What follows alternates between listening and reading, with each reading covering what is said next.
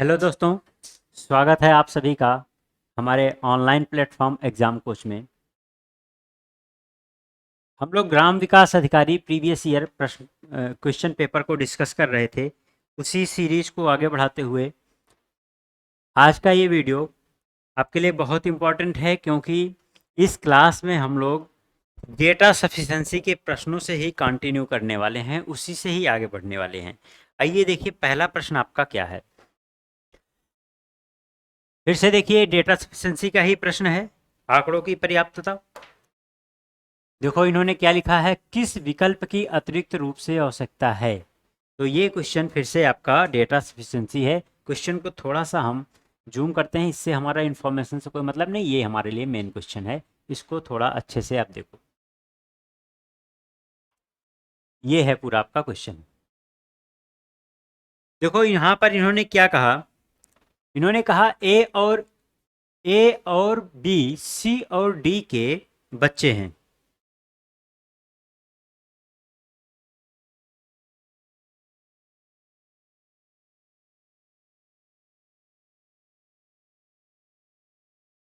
ए और बी, सी और डी के बच्चे हैं, मतलब ए और बी चाइल्ड हैं किसके, सी और डी के। सी और डी आपस में हस्बैंड वाइफ हैं और उन्हीं की संतान कौन है, ए और बी।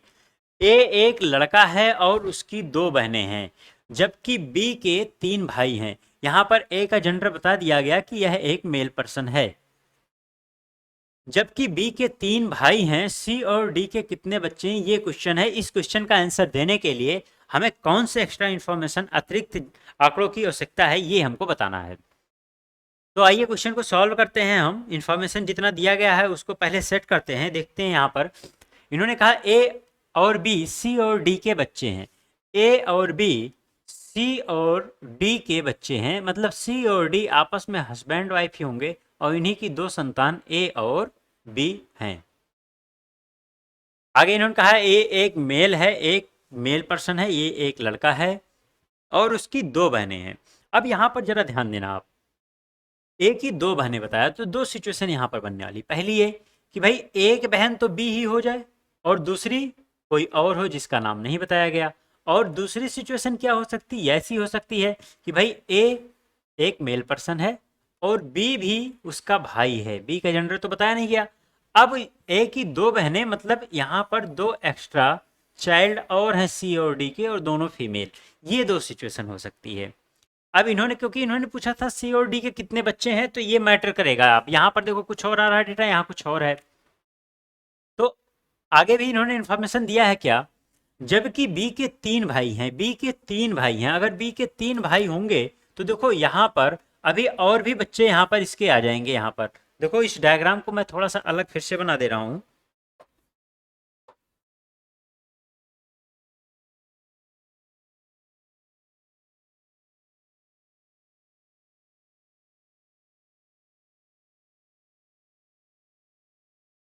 इस डायग्राम को मैं फिर से ड्रॉ कर दे रहा हूँ बहुत ही फेयर वे में। सी और डी ऐसे थे और यहाँ पर ए मेल पर्सन, बी को भी जब मेल एज्यूम किया गया है तब इसकी दो बहनें, ये बताया गया था। लेकिन आगे इन्होंने कहा था बी के तीन भाई हैं, बी का एक भाई तो ए हो गया, एक और भाई, एक और भाई, इस तरह से तीन भाई इसके और हो जाएंगे।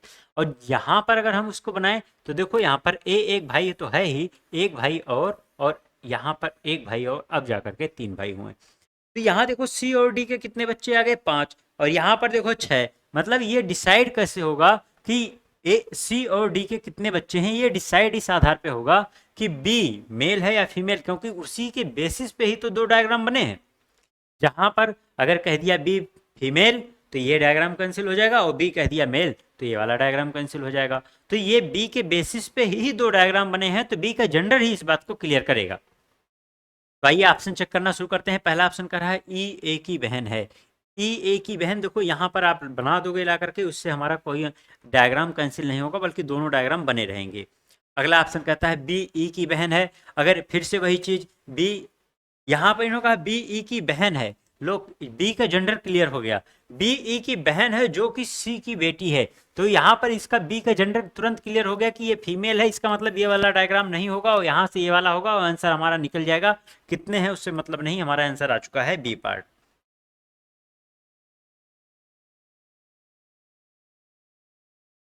बढ़िया क्वेश्चन था।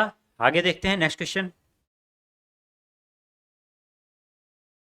फिर से ये क्वेश्चन वही है, डेटा सफिशिएंसी, आंकड़ों की पर्याप्तता। आओ देखो इसको सॉल्व करते हैं इस क्वेश्चन को। और ये क्वेश्चन देखो किस टॉपिक से है आपका, ये ऑर्डर रैंकिंग से। अभी आप लोगों ने डेटा सफिशिएंसी के क्वेश्चन इतने सारे देखे हैं तो आपको अब पता चल गया होगा कि भाई ये किसी भी टॉपिक से आ सकता है, कोई भी टॉपिक है ऐसा, कोई भी टॉपिक रीजनिंग का डेटा सफिशिएंसी के साथ बनाया जा सकता है। तो चलो देखते हैं इस क्वेश्चन को। छात्रों का एक समूह सीधी पंक्ति में बैठा है और एक कॉन्सर्ट देख रहा है। दिनेश बाईं तरफ से 5वीं सीट पर बैठा हुआ है। दिनेश बाईं तरफ से 5वीं सीट पर बैठा हुआ है, इसका मतलब दिनेश का पोजीशन 5th है लेफ्ट से। अब यहाँ पर इन्होंने कहा निमेश बाईं ओर से 9वीं सीट पर है। अगर निमेश बाईं ओर से 9वीं सीट पे है तो ऑब्वियसली निमेश इधर ही जाएगा, इधर नहीं जाएगा क्योंकि इधर से काउंटिंग हो रही है। आगे इन्होंने कहा पंक्ति में बैठे छात्रों की कुल संख्या कितनी है। अब भाई टोटल निकालना है यहाँ पर। अब आप लोगों ने देखा है इससे पहले कि भाई टोटल कैसे पता चलता है, या तो निमेश की राइट से पोजीशन पता चल जाए या तो दिनेश की पोजीशन राइट से पता चल जाए। किसी एक की पोजीशन अगर पता चल गई राइट से तो हम टोटल बता सकते हैं यहाँ पर। अब देखो यहाँ पर ऑप्शन चेक करते हैं। दिनेश और निमेश के बीच में 4 छात्र हैं, वो तो ऑब्वियसली पहले ही डेटा हमें पता चल रहा था भाई यहाँ पर। और 4 छात्र नहीं बल्कि 3 छात्र हैं यहाँ पर, क्योंकि 5 + 4 ये हो रहा है, तो बीच में इनके 3 छात्र हैं, तब जाकर के 5 3 8 है, एक 9वें पर आएगा निमेश। तो ये तो पहला ऑप्शन हमारा कैंसिल हो गया। राजेश बाईं ओर से 6ठी सीट पर बैठा हुआ है। बाईं ओर से 6ठी सीट पर है, इसका मतलब वो ठीक इसके बगल में आएगा। और दिनेश के तुरंत दाईं ओर है, और दिनेश के तुरंत दाईं ओर, ठीक है बैठा दिया अगर मैंने उससे दिनेश को तुरंत दाईं ओर बैठा दिया, ये भी हमको पता चल गया है 5वां है 6ठा है। क्या इससे हमें टोटल पता चलेगा? जी नहीं, बिल्कुल नहीं पता चलेगा। बस इतना सा पता चला दिनेश इसके बीच में आया हो, राजेश इसके बीच में आया हुआ है। ये राजेश की बात हुई थी, ये नाम है राजेश का, राजेश ये कहा गया था। राजेश बाईं ओर से 6ठे पर है। आगे इन्होंने कहा सतीश बाईं ओर से 8वीं सीट पर बैठा हुआ है। अब इससे क्या निष्कर्ष निकला कि भाई सतीश यहाँ पर आएगा, मतलब एन जहाँ बैठा होगा उसके लेफ्ट में ही सतीश बैठा हुआ है, तब इसका बाईं ओर से 8वां, तब इसका निमेश का स्थान 9वां होगा। तो यहाँ से भी हमारा इन्फॉर्मेशन नहीं निकल के आया, तो 3 ऑप्शन हमारे कट गए। तो ऑब्वियसली हमारा आंसर क्या होगा? चौथा ऑप्शन होगा, जिसमें कहा गया है प्रत्येश दाईं ओर से 7वीं सीट पर बैठा है और उसके दिनेश के बीच में एक छात्र है। तो देखो दाईं ओर से जब स्थान आ चुका है, 7वीं सीट पर बैठा हुआ है, और दिनेश और उसके बीच का स्थान भी एक स्थान दे दिया है, तो यहाँ दाईं ओर से हम दिनेश का दायां स्थान निकाल सकते हैं। अब यहाँ पर एक बात का ध्यान रखना आप कि भाई इन्होंने एक स्थान बोला है, तो एक स्थान वो इधर भी हो सकता है, इधर भी, कहीं भी होगा। 2 सिचुएशन यहाँ पर बनेगी, लेकिन ये है कि टोटल हमारा निकल करके आएगा, बाकी 3 से टोटल निकल करके नहीं आ रहा था, इसलिए आंसर हमारा 4th ऑप्शन ही होगा।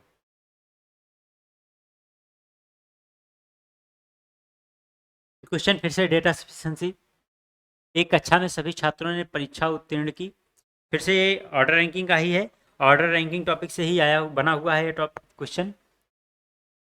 अब आपको समझ में आ गया कि ऑर्डर रैंकिंग टॉपिक कितना इंपॉर्टेंट है। आपने देखा order ranking, direction, blood relation, ये सभी टॉपिक यहाँ पर डेटा सफिशिएंसी में आ चुके हैं। इसके अलावा कोई मैथमेटिकल पोर्शन जो आपका है, मैथमेटिकल ऑपरेशन है जो आपके रीजनिंग का, वहाँ से भी क्वेश्चन यहाँ पर बनेंगे। तो टॉपिक आपके सारे इंपॉर्टेंट हैं। यहाँ देखो क्या कहा गया इस क्वेश्चन में। एक कक्षा में सभी छात्रों ने परीक्षा उत्तीर्ण की और प्रत्येक को एक अद्वितीय, अद्वितीय का मतलब होता है यूनिक, सबको डिफरेंट डिफरेंट मिले हुए हैं, किसी का सेम टू सेम नहीं है। दीपक ने 10वां रैंक हासिल किया और उसके आगे 4 लड़कियां हैं। आओ इसको हम ड्रॉ करते हैं यहाँ पर। इन्होंने कहा दीपक ने 10वां रैंक हासिल किया, 10वां रैंक मतलब ऊपर से 10वां, और उसके आगे 4 लड़कियां हैं। इससे ऊपर रैंकिंग में गर्ल्स की संख्या जो है वो 4 है। अब यहाँ से आपको कंफर्म हो गया होगा कि बॉयज कितने होंगे, क्योंकि भाई देखो दीपक दीपक से ऊपर 9 लोग होंगे, और इन 9 में अगर 4 लड़कियां हैं तो बॉयज की संख्या कितनी होगी? 5 होगी। लड़के यहाँ पर 5 होंगे। और इन्होंने कहा और उसके पीछे 10 लड़के हैं, मतलब दिनेश के पीछे रैंक में 10 लड़के हैं। बॉयज की संख्या कितनी है? 10। क्वेश्चन इन्होंने कहा, आगे भी इन्होंने कुछ दिया, हाँ बस कुछ नहीं, आगे इन्होंने कहा कक्षा में छात्रों की कुल संख्या कितनी है। अब यहाँ पर ये टोटल चाहते हैं, तो देखो टोटल कैसे मिलेगा आपको समझ में आ गया होगा कि भाई यहाँ पर गर्ल्स की संख्या तो पता नहीं है, अगर गर्ल्स की संख्या पता चल जाए तो हम ये टोटल बता सकते हैं यहाँ पर कि भाई यहाँ कितने लोग, इधर कितने लोग, बीच में ये आ गया आपका दीपक, और टोटल संख्या पता चल जाएगी। लेकिन यहाँ पर अगर आप देखो कैसे कैसे ये संख्या हमें हमारे सामने निकल के आ सकती है, या तो यहाँ पर दे दिया जाए टोटल गर्ल्स कितनी है, टोटल गर्ल्स अगर दे दिया जाए, 4 गर्ल्स को हम माइनस करके यहाँ से निकाल सकते हैं, या फिर यहाँ पर बता दिया जाए कि दीपक के नीचे रैंकिंग में कितने लोग हैं, तो उनमें से हम 10 बॉयज़ को माइनस करके भी गर्ल्स की संख्या निकाल सकते हैं। ये दो सिचुएशन है जहाँ से ये इन्फॉर्मेशन निकल के आएगी और उससे फिर हम टोटल संख्या निकाल सकते हैं। अब यही देखना हमें ऑप्शन कौन सा ऐसा है जो इन्फॉर्मेशन दे रहा है यहाँ पर। दीपक के आगे 5 लड़के हैं, ये तो वही इंफॉर्मेशन है जो ऑलरेडी दिया गया है, इसलिए पहला ऑप्शन हमारा आंसर नहीं होगा। कक्षा में कुल 16 लड़के हैं, कक्षा में कुल 16 लड़के हैं। अगर आप देखो बॉयज की संख्या इन्होंने 16 बोली, बॉयज को अगर आप देखो तो 5 बॉयज यहाँ पर, 10 यहाँ पर, 10 5 15, एक दीपक, ऑलरेडी 16। वही इन्फॉर्मेशन जो दिया गया वही इन्फॉर्मेशन फिर से है यहाँ पर, तो ये भी हमारे किसी काम का नहीं है, ऑप्शन सेकंड ए भी कैंसिल हो गया। थर्ड देखते हैं, कक्षा में लड़कियों की कुल संख्या कक्षा में लड़कों की कुल संख्या से कम थी। तो भाई कम थी, कितनी कम थी, कितनी ज़्यादा थी, इन सबसे कोई इन्फॉर्मेशन नहीं निकलेगा। ये तो बस केवल डेटा नहीं दिया गया है, बल्कि सिर्फ एक आधा अधूरा इन्फॉर्मेशन है, कम ज़्यादा कह के दिया गया है यहाँ पर। तो आधा अधूरा डेटा से कुछ नहीं होने वाला, कंप्लीट डेटा चाहिए। यहाँ पर इन्होंने क्या कहा, अब देखो 3 कट गए तो अब इसलिए चौथा है, लेकिन आओ चेक करते हैं। लड़कों की कुछ कुल संख्या लड़कियों की कुल संख्या से 4 अधिक थी। तो लड़कों की कुल संख्या हमको पता थी, तभी आपने देखा भी था यहाँ पर, तो वो गर्ल्स की संख्या निकल जाएगी, ये बाकी बची हुई गर्ल्स कितनी है यहाँ पर आ जाएंगी और हमें टोटल मिल जाएगा। कितना है कैलकुलेशन करने की जरूरत नहीं है यहाँ पर, क्योंकि हमें बस इतना बताना है कौन सा डेटा हमको चाहिए, बस ये वाला डेटा हमको चाहिए, यहाँ से हम आंसर को निकाल सकते हैं।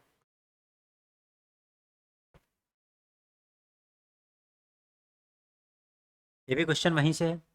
दीपक, दीपांकर, दीपिका प्रत्येक प्रवेश पंक्ति में खड़े हैं, 16वें स्थान पर दीपिका खड़ी है। तो देखो फिर से ये क्वेश्चन आपका ऑर्डर रैंकिंग का है। ऑर्डर रैंकिंग कितना इंपॉर्टेंट टॉपिक है आपको अब समझ में आ रहा होगा। ये टॉपिक अकेला तो खुद ही आता है, लेकिन ये डेटा एफिशिएंसी के साथ जरा देखो कितनी बार पूछा गया है।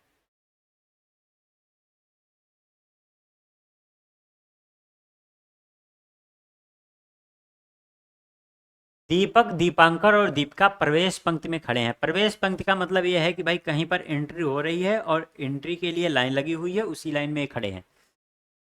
दीपिका 16वें स्थान पर खड़ी है और पंक्ति में अंतिम है। इससे क्या निष्कर्ष निकला, यहाँ पर कुल 16 लोग हैं इस लाइन से, तो यही तुरंत हमारे सामने कंफर्म हो गया कि भाई इस जो भी पंक्ति बनाई गई है, इस पंक्ति में अगर किसकी बात की गई है, दीपिका की, इस पंक्ति में अगर दीपिका 16वें स्थान पर है और इन्होंने कहा अंतिम है, तो इसका मतलब यहाँ पर कुल 16 लोग हैं, दीपिका 16वें स्थान पर है। ये इसका मतलब दीपिका लास्ट है, इसके बाद जो है यहाँ पर कोई नहीं है।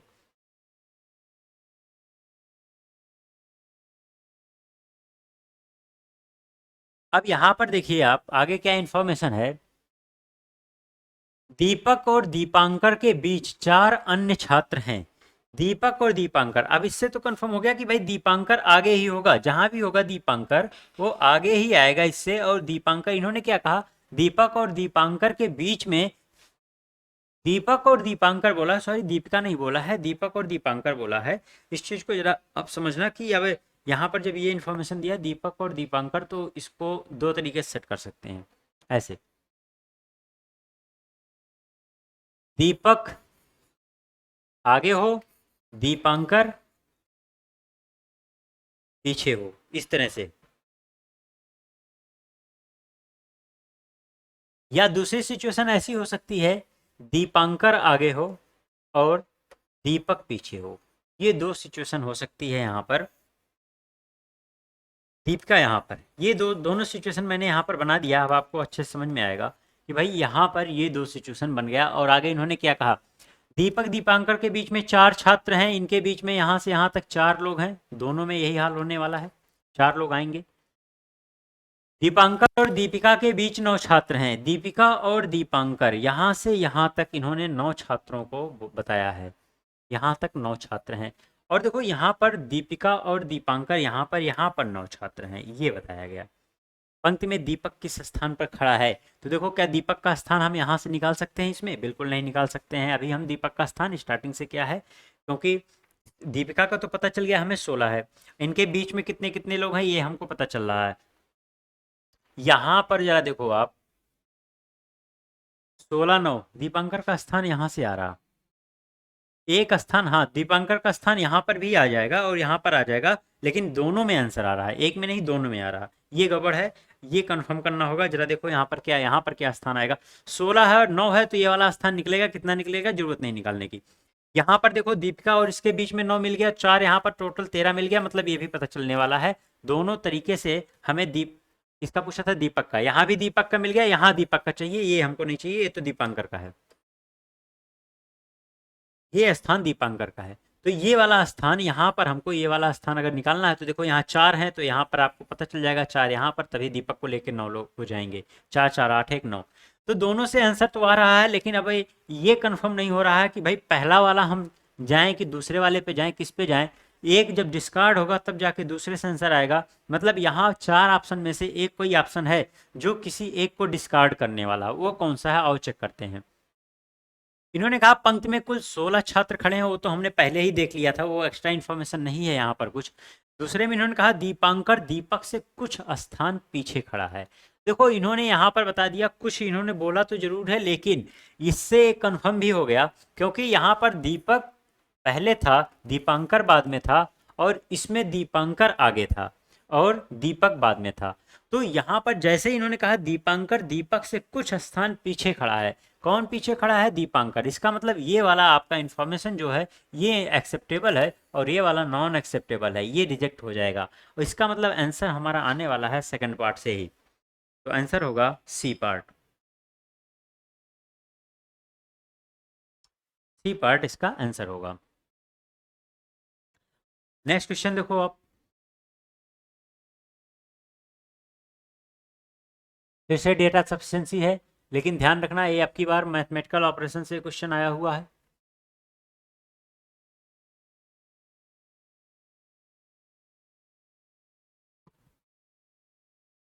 ये क्वेश्चन मैथमेटिकल ऑपरेशन से आया हुआ है, इस क्वेश्चन को आप लोग ध्यान से पढ़िए। देखिए यहाँ पर क्या लिखा है, एक आदमी के पास रुपया 10, रुपया 20 और रुपये 50 मूल्य के कुछ पैसे हैं, मतलब उसके पास ये 10 रुपए का नोट होगा, 20 का और 50 का होगा। 10 रुपए के नोटों की संख्या 20 के नोट की संख्या से 20 अधिक और रुपया 50 के नोट की संख्या से 50 अधिक है। व्यक्ति के पास कुल कितनी राशि है? तो यहाँ पर देखो इस चीज को कैसे निकालेंगे हम लोग। क्वेश्चन ये है कि व्यक्ति के पास कुल कितनी राशि है, टोटल हमें निकालना। अब भाई यहाँ पर अगर इन्फॉर्मेशन ये हमको पता चल जाए, रुपये 10 की कितनी नोट है, 20 की कितनी है और 50 के कितने हैं, तब हम यहाँ पर ये बता सकते हैं कुल कितनी राशि है। लेकिन यहाँ जो इन्फॉर्मेशन दिया गया है, यहाँ पर एग्जैक्ट इन्फॉर्मेशन नहीं, बस ये बताया गया कौन किससे कितना ज़्यादा है कितना कम है। तो आओ इसको हम लोग सॉल्व करते हैं, देखते हैं यहाँ पर किस तरह से होगा। आओ देखें, पहला इन्होंने क्या कहा, रुपये 10, ये 10 रुपए का नोट है और 20 रुपए का नोट है इसके पास और 50 रुपए का नोट है, ये 3 तरह के नोट उसके पास हैं। इन्होंने कहा रुपये 10 के नोटों की संख्या 20 के नोट से 30 अधिक है, अगर 20 का x है तो 10 का 30 अधिक हो जाएगा। और 50 के बारे में क्या कहा, रुपया 50 के नोट की संख्या से 50 अधिक है। किसकी बात चल रही थी, रुपये 10 की चल रही थी। 10 के नोटों की संख्या 20 के नोट की संख्या से 20 अधिक है और 50 के नोट की संख्या से 50 अधिक है। 10 के नोट की बात हुई, इसका मतलब यहाँ पर आपका आएगा x माइनस 20, तब जाकर के 10 का और इसका अंतर 50 का बनेगा। अब यहाँ पर देखो इन्होंने क्या कहा, आप ऐसे भी कर सकते हो, आप या तो किसी और को x एज्यूम कर लो फिर उसके बाद आगे बढ़ो। यहाँ पर देखो क्या कहा है, कुल संख्या निकालनी है, तो कैसे भाई, जब तक x की वैल्यू नहीं पता चलेगी हमको तब तक हम यहाँ पर कैसे निकाल सकते हैं कि ये यहाँ पर इसकी वैल्यू कितनी होगी। अगर हमें पता चल गया x का मान, x मान लो आ गया, सपोज करो x 10 आ गया, तब हम इसमें मल्टीप्लाई करके निकाल लेंगे कि 20 के नोटों की पूरी कीमत कितनी है। ठीक उसी तरह 10 के नोट की कीमत निकाल लेंगे, ठीक उसी तरह 50 के, फिर ये जुड़ेगा, इस तरह से निकलेगा। अब ये x की वैल्यू हमको चाहिए। अब यहाँ पर देखो ऑप्शन से चेक करना शुरू करते हैं। पहले में इन्होंने कहा रुपया 20 के नोट की संख्या 50 के नोट से 30 अधिक है। तो भाई यहाँ पर अगर आप देखो 20 का और 50 का, इन्होंने क्या कहा, रुपया 20 के नोट की संख्या 50 के नोट से 30 अधिक है। तो देखो कितना अधिक है उससे हमारा इंफॉर्मेशन नहीं निकल पा रहा है यहाँ पर। 20 का कितना बोला था, 20 के नोट की अच्छा यहाँ पर डेटा थोड़ा सा, यहाँ पर इन्होंने कहा 10 के नोटों की संख्या 20 के नोट की संख्या से 20 अधिक है। अगर ये 20 होगा तो ये बस रिवर्स हो जाएगा, इसको करेक्ट कर लेते हैं यहाँ पर। इसको 20 बोला गया था, अगर ये 20 बोला जाएगा तब ये 30 हो जाएगा। ये 20 है तब ये 30 हो जाएगा। अब देखो 50 का अंतर फिर से बन गया। यहाँ पर इन्होंने जो पहला ऑप्शन बोला 50 के नोट से 30 अधिक है, तो ये वही इन्फॉर्मेशन है जो ऑलरेडी आपके पास दिया गया था 20 और 50 का लेकर के। अब यहाँ पर देखो कोई एक्स्ट्रा इन्फॉर्मेशन नहीं, इसलिए हमारा पहला ऑप्शन नहीं होगा। दूसरा ऑप्शन देखो क्या है, 50 के नोट की संख्या 20 के नोट से 30 कम है। 50 के नोट की संख्या 20 के नोट से 30 कम है, तो वही बात तो जो पहले थी वही बात इसको रिपीट कर दी गई, एक बार अधिक बोल करके एक बार कम बोल करके। तीसरा ऑप्शन कहता है 10 के नोट की संख्या सबसे अधिक है, ऑब्वियसली वो तो दिख रहा है, और 50 के नोट की संख्या सबसे कम है, वो भी दिख रहा है। इसलिए तीसरा ऑप्शन भी कुछ एक्स्ट्रा इन्फॉर्मेशन नहीं है कि एक्स की वैल्यू मिले, इसलिए ये भी नहीं होगा। फिर हमारा आंसर आ जाएगा डी पार्ट। डी हमारा सही आंसर है, लेकिन इसको चेक करें अगर तो देखो कैसे होगा, सभी मूल्य के नोट की कुल संख्या 200 है। तो भाई जब इतना हमको पता चल जाएगा कि कुल संख्या 200 है, तो ये संख्या ही तो थी, इन्हीं संख्या को जोड़ करके हम 200 के बराबर करेंगे, एक्स की वैल्यू आ जाएगी और तुरंत हम इसमें सॉल्व कर लेंगे और पूरा इसके पास कितना अमाउंट है उस चीज़ को हम निकाल सकते हैं। तो ये बहुत ही अच्छा क्वेश्चन फिर से मैथमेटिकल ऑपरेशन से था। आशा है कि आप लोगों से को अच्छे से समझ में आ रहा होगा, और आप लोग ज़्यादा से ज़्यादा इसको लाइक शेयर और कमेंट करिए। हाँ तो बच्चों नेक्स्ट क्वेश्चन देखो आप लोग, ये क्वेश्चन मैथमेटिकल ऑपरेशन से है और यहाँ पर रेशियो का यूज किया गया है।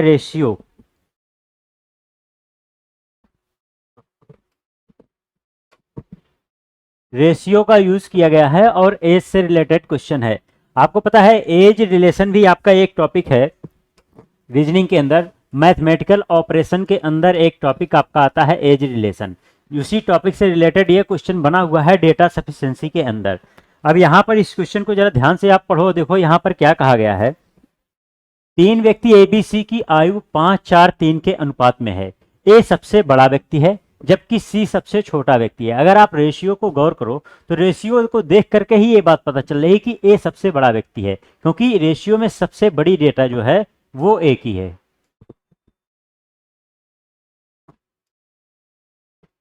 सबसे बड़ा डेटा जो है ए का दिया गया है। फिर उसके बाद कहा इन्होंने जबकि सी सबसे छोटा है, तो वो बात रेशियो से ये भी पता चल रही है यहाँ पर। तो भाई यहाँ पर ये इन्फॉर्मेशन जो दिया गया है ये कोई एक्स्ट्रा इन्फॉर्मेशन नहीं है। ओवरऑल इस क्वेश्चन में बस इतना सा इन्फॉर्मेशन है कि इन सबकी आयु का अनुपात 5, 4, 3 है। पूछा गया है सी की आयु क्या है।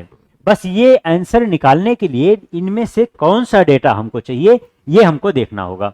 तो आइए एक एक ऑप्शन अगर आप चेक करो तो देखो क्या लिखा है, ए और बी की आयु में अंतर बी और सी की आयु के अंतर के बराबर है। जरा मैं इस रेशियो को यहां पर लिख रहा हूं और जरा समझने की कोशिश करना लोग। 5, 4, 3 ये रेशियो दिया गया यहां पर, यह रेशियो यहां पर दिया गया है। अब आप देखिए यहां पर कि भाई अगर सी की आयु चाहिए आपको, तो सी की आयु हमें मिलेगी तो यहां से इस डेटा से। अब ये इस डेटा से हम सी की एक्चुअल आयु कैसे निकालें, आप देखो क्या हो सकता है। या तो भाई 5, 4 जो दिया गया है इनका डिफरेंस मिल जाए, मतलब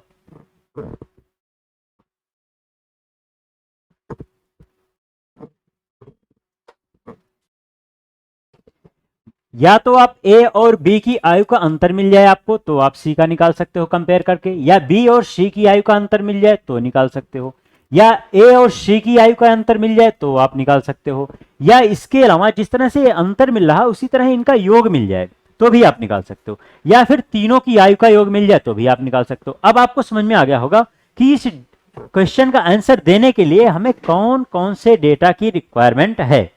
अब अगर हम वहां पर देखें तो पहले ऑप्शन में इन्होंने क्या कहा था, ए और बी की आयु में अंतर बी और सी की आयु के अंतर के बराबर है।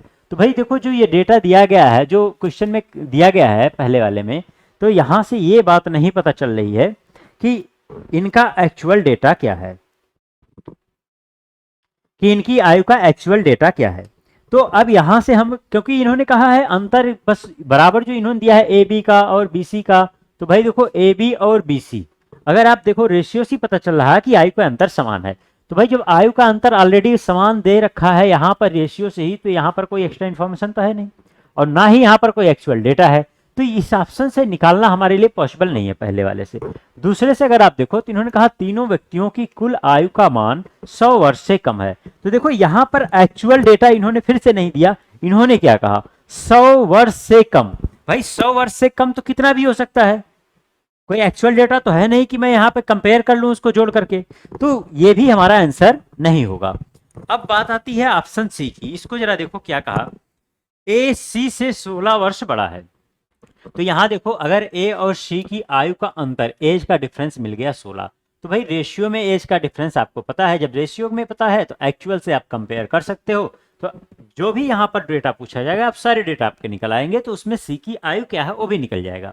तो इसलिए जो सी पार्ट आपका है, सी पार्ट में दिया गया डेटा ये हमारे लिए क्या है, सफिशिएंट है इस बात का उत्तर देने के लिए कि सी की आयु क्या है। तो यहाँ पर देखिए फोर्थ ऑप्शन अगर आप देखोगे तो फोर्थ ऑप्शन भी कुछ उसी तरह से है, औसत आयु की बात कही है इन्होंने।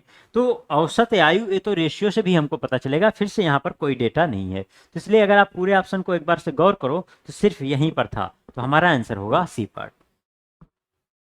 नेक्स्ट क्वेश्चन, निम्नलिखित में से विषम का चयन करें। ये भाई ऑड यहाँ पर फाइंड आउट करना है, ऑड वन आउट, ये टॉपिक आपका जिसको आप लोग कहते हो। क्लासिफिकेशन भी इसी तरह का है भाई, विषम पद निकालना, क्लासिफिकेशन एक तरह से क्या है, इनके क्लास से बिल्कुल डिफरेंट जो होगा वही हमें फाइंड आउट करना है। तो यहाँ देखो ऑप्शन कैसे देखें भाई, लोहा, तांबा, इस्पात, एल्युमिनियम, 4 ऑप्शन दिए गए हैं। अब एक बार में देखो तो सबके सब मेटल हैं, लेकिन आप इसको अगर देखो तो लोहा, लोहा ये एटमॉस्फेयर में जो है हमारे धरती पे ये मुक्त अवस्था में पाया जाता है, या फिर मैं ऐसे कहूँ ये नेचुरल फॉर्म में मिलता है। तांबा जो है ये भी नेचुरल फॉर्म में, आप देखोगे पीरियोडिक टेबल में तो यही तिनका सिंबल होता है। एल्युमिनियम भी इसी तरह से प्राप्त होता है, लेकिन इस्पात जिसको आप बोलते हो स्टील, स्टील ये नेचुरल फॉर्म में नहीं मिलता है, ये एक एलॉय है, इसको बनाया जाता है, ये तैयार किया जाता है किससे, कार्बन को आयरन के साथ मिक्स करके इसको तैयार किया जाता है, तो इस्पात बन जाता है। तो यहाँ पर हमारा आंसर होगा इस्पात, क्योंकि यही सबसे अलग है, बाकी सब नेचुरल फॉर्म में हैं, सिर्फ इस्पात जो है ये बनाया जाता है एलॉय के फॉर्म में। आगे देखो next option, next question, non verbal का क्वेश्चन। कहा गया है दिए गए विकल्पों में से उस आकृति का चयन करें, दिए गए विकल्पों में से उस आकृति का चयन करें जो निम्नलिखित आकृति श्रृंखला में क्वेश्चन मार्क को प्रतिस्थापित करती है। मतलब यहां पर क्या आएगा दिए गए ऑप्शन में से। अब ये कैसे होता है, यहां पर जरा देखो, ये है एक तरह का पैटर्न सीरीज है नॉन वर्बल का, जो पैटर्न यहां पर फॉलो हो रहा होगा वही पैटर्न यहां पर फॉलो हो रहा होगा, सेम उसी तरह से हमें पैटर्न लगा करके फाइंड आउट करना है इसमें, जैसा पैटर्न यहां पर है। अब अगर हम इसको डिकोड कर लेते हैं तो सेम फॉर्मेशन यहां पर हम यूज करेंगे। तो जरा देखो क्या यहां हो रहा, अगर आप गौर करो तो इसका रोटेशन है यहां पर जो दिया गया है, पहला वाला डायग्राम, पहले डायग्राम को देखो तो इसका रोटेशन है, रोटेशन क्या हो रहा है, इस तरह से हो रहा है क्लॉकवाइज डायरेक्शन में, और कितना 90 डिग्री। मतलब अगर ये ऐसे थे सबके सब, तो ये देखो घूम करके ऐसे हो गए हैं, 90 डिग्री क्लॉकवाइज मूवमेंट इनका हुआ है। तो 90 डिग्री क्लॉकवाइज मूवमेंट से अगर ये मिल रहा है, तो 90 डिग्री क्लॉकवाइज मूवमेंट से यहाँ पर भी हम करेंगे तो हमारा अगला यहाँ पर जो क्वेश्चन मार्क का है खाली स्थान वो मिल जाएगा। अब विकल्प में से हमको ढूंढना है, तो जरा देखो यहाँ पर, तो यहाँ इस क्वेश्चन को करने का मेथड ये होता है भाई, सबसे पहले कि आपको यहाँ पर एक प्रक्रिया तो लगानी है और ऑप्शन की ओर देखना है, ऑप्शन इससे कटता है, जल्दी आसानी से कट जाएगा। एक बार ऐसा नहीं कि पूरा आप बनाओ पहले यहाँ पर फिर चेक करो, ऐसा नहीं करते, ऑप्शन चेक किया करो। इसको जब हम, जो बाहर हेक्सागन बना हुआ है ये हेक्सागन, अगर इस हेक्सागन की बात करें हम, तो इस हेक्सागन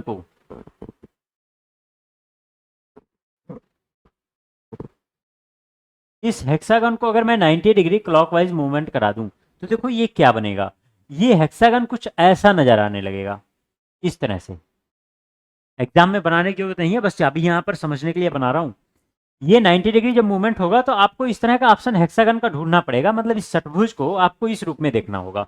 अब ये ऑप्शन तो हमारा हो नहीं सकता भाई, ये ऑप्शन तो हो नहीं सकता। बचा कौन सा, डी और बी। अब दो ऑप्शन अगर बच गए तो इन दोनों ऑप्शन में जो डिफरेंट होगा बस उसी को चेक कर लो आप। डिफरेंट बीच में ये जो बना हुआ है इलिप्स, इसको यहाँ पर ये थोड़ा सा अलग है। तो कैसे, देखो भाई, जो रोटेशन इसका हो रहा तो ये रोटेशन जब इसका होगा तो ये भी तो घूम जाएगा, तो ऐसा तो होगा नहीं, फिर ये वाला आंसर तो होगा नहीं, फिर हमारा आंसर क्या होगा, डी वाला होगा। क्योंकि जब रोटेशन ऐसे था, ऐसे हुआ है, तो ऐसे से ऐसे होने पे यही नजर आएगा। तो इस तरह से हम ऑप्शन को काटेंगे। नेक्स्ट क्वेश्चन, निम्नलिखित में से विषम नाम का चयन करें। विषम मतलब ये फिर से वही ऑड वाला आ गया आपका, ऑड वन आउट करना है यहाँ पर। जो सबसे डिफरेंट है उसको हमें फाइंड आउट करना है यहाँ पर। तो देखो भाई, यहाँ पर नाम कुछ जो दे रखे हैं इनको आप चेक करो। पहला ऑप्शन है टोनी ब्लेयर, दूसरा है Blaise Pascal, sir Isaac Newton, James Prescott joule. अगर आपने साइंस पढ़ा है तो आपको यहाँ से कई नाम दिख रहे होंगे कि जो आप जानते हो, और उनमें से कौन कौन से नाम है, ये तीनों नाम आप जानते हो। ये तीन के तीनों साइंटिस्ट हैं, और जबकि टोनी ब्लेयर साइंटिस्ट नहीं, ये फॉर्मर प्राइम मिनिस्टर रह चुके हैं आपके ब्रिटेन के। तो ये हमारा ऑप्शन जो होगा सबसे डिफरेंट वो होगा ए पार्ट। नेक्स्ट देखते हैं, उस शब्द का चयन करें जो निम्नलिखित समूह से संबंधित नहीं है। तो फिर से वही आ गया आपका क्लासिफिकेशन की तरह या ऑड वन की तरह, आप कुछ भी कह लो इसको। जो सबसे डिफरेंट है उसी को बताना है यहाँ पर। तो ऑप्शन में से आपकी बात ढूंढना है कि इनमें डिफरेंट कौन सा है। तो पहले इसको पढ़ो आप, देखो क्या है, बड़ौदा, चेन्नई, बॉम्बे, कलकत्ता, कोचीन, पौंडचेरी, कानपुर, पूना, कालीकट। ये जितने शहरों के नाम यहाँ पर दिए गए हैं, इन शहरों को अगर आप देखो, गौर करो, तो आपको पहली बार में कई चीज़ें दिमाग में आएंगी कि भाई पहली चीज़ क्या ऐसा हो सकता है कि यहाँ पर कुछ उत्तर के हैं, कुछ दक्षिण के हैं, कुछ ईस्ट के भी हैं यहाँ पर, तो सब अलग अलग क्षेत्रों से हैं। तो इनको डिफ्रेंशिएट कैसे करना है, कैसे इनको अलग कर देना है, ज़रा इस चीज़ को समझो आप। भाई बड़ौदा, चेन्नई, बॉम्बे, कलकत्ता, कोचीन, दिमाग में आपको चल रहा होगा कि ये कहाँ कहाँ है। अगर आपको पता होगा तो भी आप कर पाओगे। तो ज्योग्राफी वगैरह भी इंपॉर्टेंट है इस सेक्शन के लिए। वो पौंडचेरी, पूना, कालीकट, अगर आप इन सबको देखो तो ये सब के सब तटीय क्षेत्रों वाले सिटी हैं। मतलब ये इंडिया के मैप में अगर आप देखो तो देखो यहाँ पर ये तटीय क्षेत्रों से, पश्चिमी तट और पूर्वी तट पर ये सिटी का सब स्थित हैं, यहाँ से इधर से लेकर के इधर तक। लेकिन यहाँ पर कानपुर है जो मैदानी क्षेत्र का है, इसलिए हमारा आंसर क्या होगा, हमारा आंसर होगा कानपुर।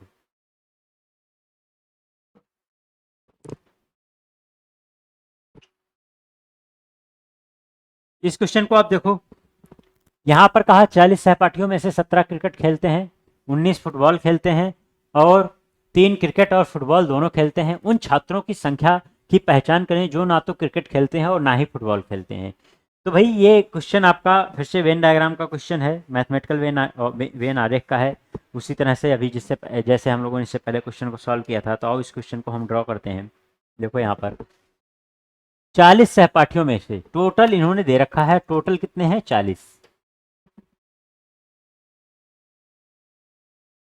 17 क्रिकेट खेलते हैं, 19 फुटबॉल खेलते हैं। अब देखो ये सिर्फ दो एंटिटी के बीच में रिलेशन बनाया गया है। तो यहाँ पर इन्होंने क्या कहा, 17 क्रिकेट खेलते हैं, 19 फुटबॉल खेलते हैं। तो क्रिकेट खेलने वाले कितने लोग हैं भाई, 17, और फुटबॉल खेलने वाले कितने लोग हैं, 19। अब इन्होंने कहा 3 क्रिकेट और फुटबॉल दोनों खेलते हैं, तो जो दोनों खेलते हैं वो यहाँ पर आ जाएंगे, 3 लोग। उन्होंने कहा उन छात्रों की संख्या की पहचान करें जो ना तो क्रिकेट खेलते हैं और ना ही फुटबॉल खेलते हैं। तो भाई पहली चीज तो ये है कि पूरे क्लास की अगर हम बात करें, जितने हैं इस पूरे कैटेगरी में, तो यहाँ पर टोटल कितने हैं, 40 प्लेयर हैं। उन 40 प्लेयर में 17 क्रिकेट और 19 फुटबॉल खेलते हैं। अब चाहिए हमको ना तो क्रिकेट ना तो फुटबॉल, मतलब ना इस सर्किल में होना चाहिए ना इस सर्किल में होना चाहिए, इन दोनों से बाहर होने चाहिए। जबकि ये पूरा का पूरा कितना बताया गया है, 40 बताया गया है। अब इन दोनों सर्कल से बाहर जो भी होंगे वो क्या आएंगे, बाकी बचे हुए क्षेत्रों में आएंगे। लेकिन आपको ये पता होना चाहिए कि इन दोनों सर्किल का टोटल कितना। अगर आप ये निकाल लेते हो कि इन दोनों सर्किल का टोटल कितना है, तो इस 40 में से माइनस करेंगे तो बाकी बचे हुए क्षेत्र का आंसर हमारा आ जाएगा। तो आइए देखिए, मैंने इसके लिए आपको शॉर्टकट बता रखा है। तो भाई जैसे आप यहाँ पर तुरंत हमने क्या कहा था, 1 में से माइनस करना, कितना आ जाएगा ये 14, और 14 और 19 के साथ जुड़ जाएगा तो आपका कितना आ जाएगा भाई 33। जब ये 33 यहाँ पर आ जाएगा तो 33, तो ये पूरे सर्किल को मिला करके 33 आ रहे हैं, और ये पूरा का पूरा क्लास बताया गया था 40। तो इसका मतलब जो इस सर्किल में नहीं आ रहे हैं, इस क्षेत्र में आ रहे हैं, उनकी संख्या कितनी हो जाएगी 7। और इन्होंने पूछा था वही कि ना तो क्रिकेट खेलते हैं ना ही फुटबॉल, तो हमारा आंसर क्या आएगा यहाँ पर, हमारा आंसर होगा ए पार्ट 7। बहुत आसान सा क्वेश्चन, वही शॉर्टकट हमने लगाया जो इससे पहले आपको सिखा रखा है, कोई फार्मूला यहाँ पर यूज करने की जरूरत आपको नहीं पड़ेगी। वैसे देखा जाए तो मैथमेटिकल वेन आरेख में फार्मूले तो बहुत बड़े बड़े हैं, और आप फार्मूले भूल भी जाओगे, क्वेश्चन जिस तरह से बदलेगा उस तरह से फार्मूले बदलते रहेंगे, तो कितने फार्मूले आप याद करोगे। बेहतर ये है कि आप इनका कॉन्सेप्ट के साथ ये शॉर्ट मेथड लगाते रहो। नेक्स्ट क्वेश्चन है आपका, 30 छात्रों की एक कक्षा में 15 छात्र मराठी बोल सकते हैं, 17 हिंदी बोल सकते हैं और 13 अंग्रेजी बोल सकते हैं। 5 छात्र अंग्रेजी और मराठी दोनों बोल सकते हैं और इनमें से 2 हिंदी भी बोल सकते हैं। 6 छात्र केवल अंग्रेजी बोलते हैं और 7 छात्र केवल हिंदी बोलते हैं। कितने छात्र केवल मराठी बोलते हैं। तो भाई अगर यहाँ देखो तो इन्होंने मराठी की बात की है, हिंदी की बात कही है और अंग्रेजी, 3 विषय की बात इन्होंने बोली, 3 लैंग्वेज की बात इन्होंने बोली है। अब इन 3 लैंग्वेज के लिए हम देखो यहाँ पर डायग्राम ड्रॉ करेंगे तो कैसे होगा, इस तरह से ये डायग्राम होगा। तो एक हो गया आपका मराठी, दूसरा हो गया हिंदी और तीसरा हो गया आपका इंग्लिश। इनकी संख्या दी गई है, 15 छात्र मराठी बोलते हैं, मराठी बोलने वालों की संख्या कितनी है 15, हिंदी बोलने वालों की संख्या है 17, 13 अंग्रेजी बोलते हैं।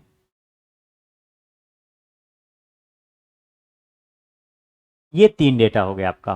फिर इन्होंने कहा 5 छात्र अंग्रेजी मराठी दोनों बोल सकते हैं। तो भाई देखो इंग्लिश का सर्कल ये वाला है और मराठी का सर्कल कहाँ है, ये वाला है।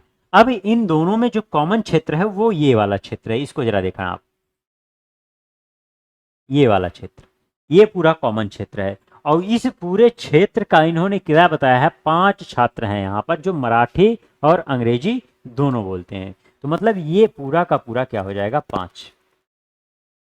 फिर आगे इन्होंने क्या कहा, और इनमें से 2 हिंदी भी बोल सकते हैं। मतलब इन्हीं में से, किसमें से, यही जो 5 अंग्रेजी और मराठी बोल रहे थे इन्हीं में से 2 हिंदी भी बोलते हैं। तो भाई ये 2 हिंदी बोलते हैं, इसका मतलब ये दोनों मराठी अंग्रेजी के साथ साथ हिंदी बोलते हैं, मतलब तीनों विषय, तीनों लैंग्वेज बोलते हैं। तो तीनों लैंग्वेज बोलते हैं तो इसका मतलब ये यहां पर आएंगे बीच में।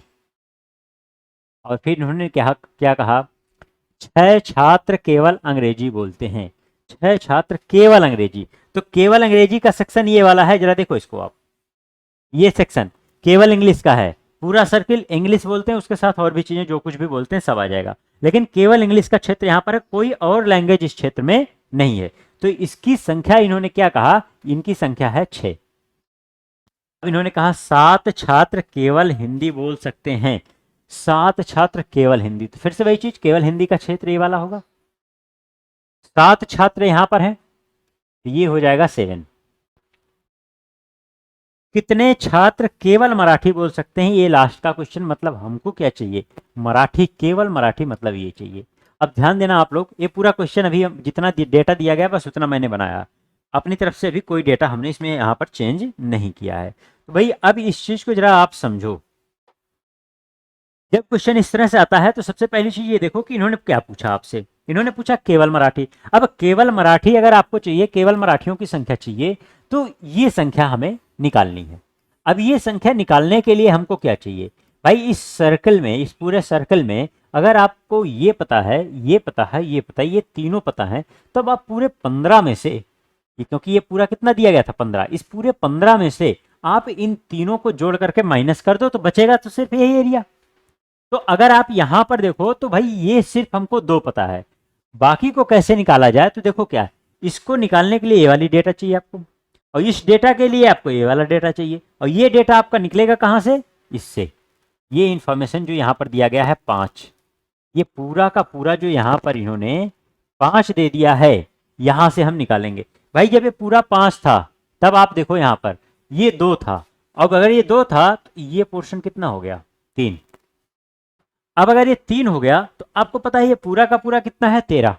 तो यहां अगर आप देखो तो 6 3 9 2 11 हो गया, तो इसका मतलब 2 ये भी, तभी तो पूरा मिलकर के 13 होगा। अब यहां तक अगर 13 हो गया तो अब यहां पर देखो आप इस सर्किल में आ जाओ, अब इसको निकाल सकते हैं हम, इस पोर्शन को निकाल सकते हैं। देखो कैसे, फिर से वही चीज जैसे ये वाला था, 3 डेटा हमारे पास आ चुका है, एक डेटा यहाँ पर है 7 4 11, 11 यहाँ माइनस हो जाएगा 17 में से, तो ये वाला पोर्शन आ जाएगा, कितना हो जाएगा 6। अब 6 आ चुका है तो ये पोर्शन निकलेगा हमारा कैसे, 6 3 9 2 11, 11 यहाँ से माइनस हो जाएगा 15 में से, तो क्या आ जाएगा हमारा आंसर 4। मतलब ये पोर्शन जो है वहां पर कितने लोग हैं, 4, और 4 लोग केवल मराठी बोलते हैं, यही हमारा आंसर हो जाएगा सी पार्ट। तो भैया बहुत ही अच्छे से सारे क्वेश्चन को एक्सप्लेन किया गया है, आप इस चीज़ को देखिएगा। हमने बहुत बेसिक बेसिक चीज़ों को भी यहाँ पर एक्सप्लेन कर दिया है। पूरे वीडियो को आप अच्छे से देख लो, और कहीं पर फिर भी अगर कोई कन्फ्यूजन या डाउट हो तो कमेंट करो, हम आगे और भी वीडियोज बनाएंगे। और बेसिकली मैं इसको बता भी चुका हूँ आप लोगों को कि ये जो टॉपिक आप जो आपका ग्राम विकास अधिकारी का पेपर डिस्कस हो रहा है, ये उन बच्चों को ही ज़्यादा अच्छे समझ में आएगा जो ऑलरेडी पढ़ चुके हैं, नए बच्चों के लिए नहीं, क्योंकि यहाँ पर हम कॉन्सेप्ट नहीं बता रहे हैं, हम क्वेश्चन को सॉल्व कर रहे हैं। कॉन्सेप्ट के लिए जो क्लास आपकी चल रही है पैरेलल, उसको आप देखते रहिए। तो आज की क्लास के लिए इतना ही, मिलते हैं नेक्स्ट क्लास में, तब तक के लिए जय हिंद।